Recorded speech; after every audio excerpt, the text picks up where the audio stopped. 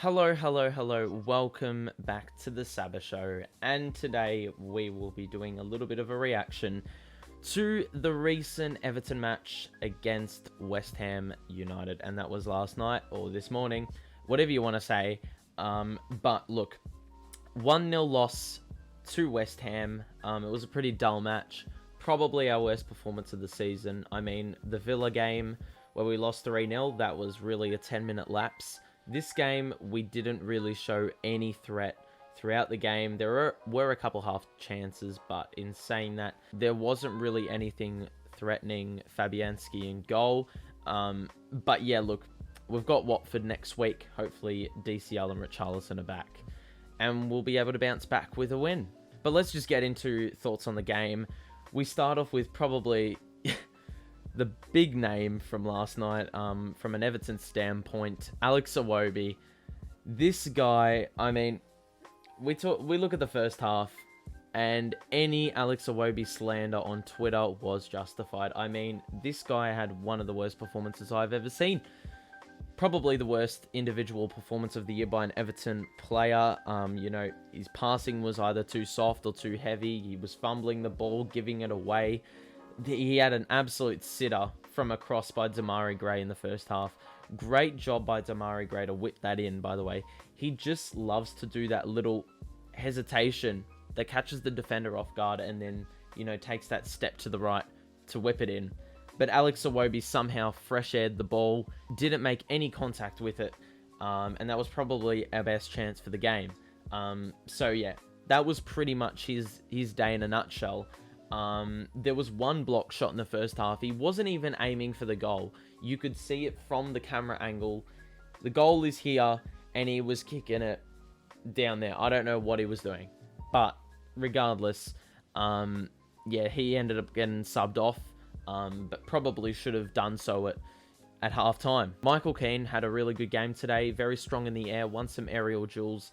Mikel Antonio didn't really have a crack at it. There was one chance that flew over the bar, but ultimately, Michael Keane, he had the upper hand in this contest between him and Antonio. There was another half chance late in the first half. Demarai Gray got on the end of a little Decore, curved pass in the box. Demarai Gray leaves it, and Seamus Coleman probably scores. He was in, which, had my hands on my head when I saw that. But regardless, apart from those two chances that I've just mentioned, not really much went our way. I mean, in past seasons, we've lacked a bit of sharpness out the international break, and I believe this was the case against Norwich.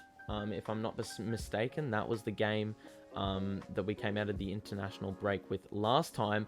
But this game we never really got going. We just looked a bit, bit fumbly, bit of inaccuracy. Usually we love triangle passing, but that even didn't look really good. We didn't even go to it. Probably a bit of a lack of confidence given, what we'd done in the first 10 minutes. I mean, those first 15 minutes we were under siege.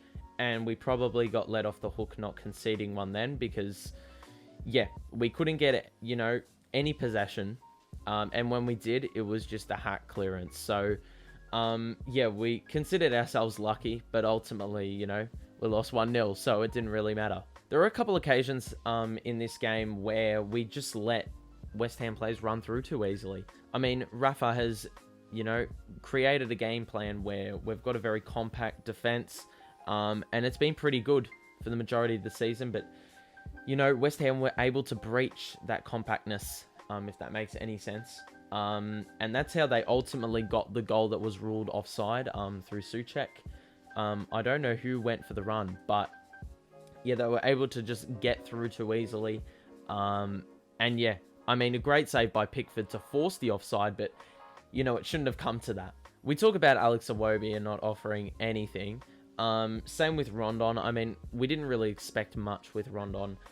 He did have a half chance in the second half, which we'll get to in a moment, but ultimately, he's been a bit of an eyesore as well. We are just crying for DCL to get back because the attacking threat is not there. And look, I was expecting a response in the second half. We have seen this with Burnley before. We went down 1-0. and then went with a 3-goal run by ourselves, for like 8 to 10 minutes, which caught me off guard in that game, and I was expecting something similar here. But as we look to the second half, I mean, the signs were good early on. Alex Iwobi had a chance, but you know how that goes based on the first half. Yeah, nice little turn, but he had Doucouré to his right, didn't see him, and went for a ping and it got blocked. That was the same with Damari Gray. I mean, he didn't have an option, but that was also blocked. So West Ham's defense was really strong. Zuma and Ogbonna. But, yeah, they were firm. So they probably deserved, to have a clean sheet out of this game. And we probably deserve to have conceded one. Michael Keane would probably be my second man of the match. He put in some very strong aerial duels, won some important challenges. But look, I can't help but think, if we look at what we've been able to do this season, making adjustments and whatnot, I can't help but think we lack that today. It really started from team selection. Anthony Gordon should have held his spot easily. If you're going away to Old Trafford and drawing 1-1, you should field the same team. And I understand the Mina omission because he's played a lot, but I can't help but think we probably wouldn't have conceded that goal if Yerry Mina was there, because he's much taller than Godfrey, and Godfrey didn't have one of his best games today. If Mina was, there instead of Godfrey, I can't help but think that his height, and he's a bit bigger than Godfrey. I mean, Godfrey is very decent, but I think Mina would have probably been the better option to go for. Even if they needed to make that move in like the 55th minute, it would have prevented the goal. There were a couple half chances. As we mentioned, the Iwobi shot, the Gray shot. Rondon had a little deflection header that looked like it went in, but it was just wide. He did have a bit of attacking threat in the second half, but, that ultimate, that final step or two, which involves Rondon, which involved Iwobi, because we were playing those two up front. Yeah, it wasn't there. It wasn't there. So that's what we need DCL and Richarlison for. Obviously, the reliance is going to be a bit high on those two, but we can't have Rondon and Iwobi. We can't expect to score 2-3 goals with those two up front. I mean, this fixture really drew comparisons from the fixture last year. Lost 1-0 to something out of nothing. Really dull game. I think last year was a late game winner by Souček. Obviously without fans, but in saying that, yeah, I mean, West Ham played the game they wanted to play today, I think. And we were run off our feet. And yeah, I've got in my notes here, Rafa has been tactically brilliant this season, but in saying that, we didn't show much assertiveness in swinging the game our way, in terms of, making adjustments and whatnot. And as I said, the Burnley game is the one that comes to mind where we've shown that we can do that. It just didn't happen today. Like, I don't know why we only made one substitution. Obviously, the bench is lacking a bit.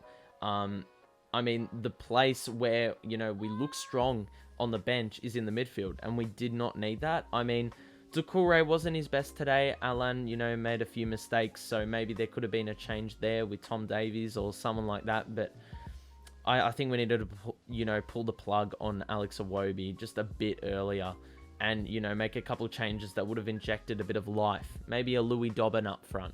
Ultimately, the man of the match for me is going to be Seamus Coleman. He was looking to make driving runs, even though there were few and far between. He was pretty strong. It was pretty strong down that right side.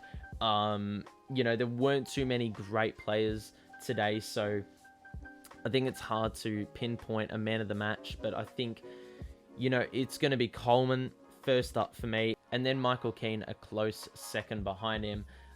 Yeah, Coleman, especially in the second half, he was reading a lot of what West Ham were trying to do in getting through balls happening and whatnot. So he was cutting off that source. Obviously, nothing he could do about the goal. But I think ultimately he was fairly solid today. And I think last thing we'll mention is the Jordan Pickford save. I think Jared Bowen took the shot. That would have made it 2-0. Huge save. I mean, Pickford's had a great season. had a little bit of a stinker, giving away the corner that resulted in the goal. He's got to be a bit stronger in the air with that. You know, yeah, a bit of a piss poor way to, you know, concede a corner and then give away a goal. So it is what it is. But ultimately, I think he's had a fairly strong season and probably a bit stiff to concede the goal today. But anyway, that is going to be it. We've got Watford next up. Hopefully, we've got a better side to look at on the team sheet next week. That'll probably consist of Mina. If Richarlison and DCL aren't back, I want to see Anthony Gordon on the team list because Iwobi does not deserve a spot. But yeah, I think it's going to be interesting to see how we bounce back. Hopefully, it results in a win. We need to take the 3 points. But yeah, it's going to be an interesting one against the cycling GK. Anyway, I hope you enjoyed this little video / reaction to the game between Everton and West Ham United. Make sure to drop a like on the show and subscribe to the channel. We do these pretty much every week. And if they're early in the morning, we may do a watch along or a much quicker reaction. Anyway, thanks for watching. I hope you have a great rest of your day or whole day, whatever. And yeah, I will see you in the next video. Peace out.